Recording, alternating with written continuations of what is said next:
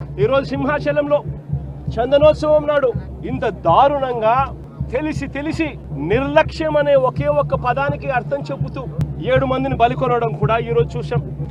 ఈ మధ్య కాలంలోనే శ్రీకాకుళంలో శ్రీకూర్మంలో, అది కూడా శ్రీకూర్మం గుడిలో కూడా ఏ రకంగా తాబేళ్లు చనిపోవడం కూడా మన కళ్ళెదుట చూసాం.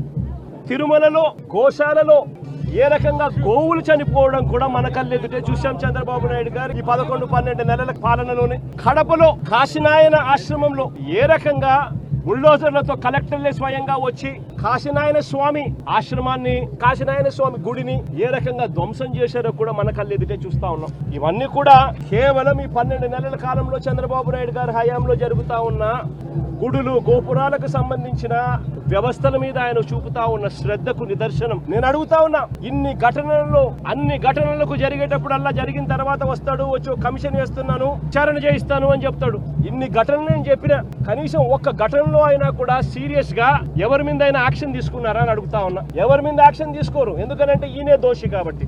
ఎవరి మీద అయినా యాక్షన్ తీసుకోవాలని వస్తే ఈయన మీదే తీసుకోవాలి కాబట్టి ఎవరి మీద యాక్షన్ ఉండదు.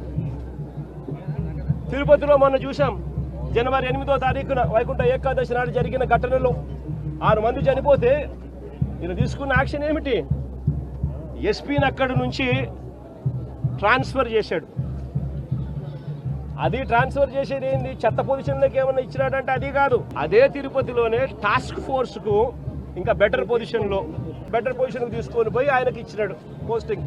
ఇప్పుడు చంద్రబాబు నాయుడు నడుపుతా ఉన్న అరాచక పాలనలో సిట్ అనేది ఉంది కదా, ఆ సిట్లో కూడా అదే సుబ్బరాయుడు అనే ఎస్పీ అధికారి క్రియాశీలక పాత్ర పోషిస్తూ చంద్రబాబు నాయుడు గారి మోచేతి నీళ్లు తాగుతూ చంద్రబాబు నాయుడుకు తానా తందానా అంటూ తాను పనిచేస్తా ఉన్నాడు, చంద్రబాబు నాయుడు గారు పని చేయించుకుంటా ఉన్నాడు.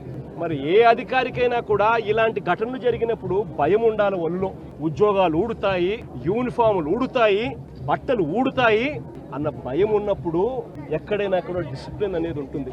ఎక్కడైనా కూడా ప్రజల జీవితాలతో చెలగాటం ఆడడం అనేది ఎక్కడైనా కూడా మానడం అనేది జరుగుతుంది. ఎక్కడా కూడా ఆయన తీసుకునే చర్యలు ఏవి కూడా కంటి తుడుపు చర్యలే కాబట్టి ఏ ఒక్కరికి కూడా భయం లేదు.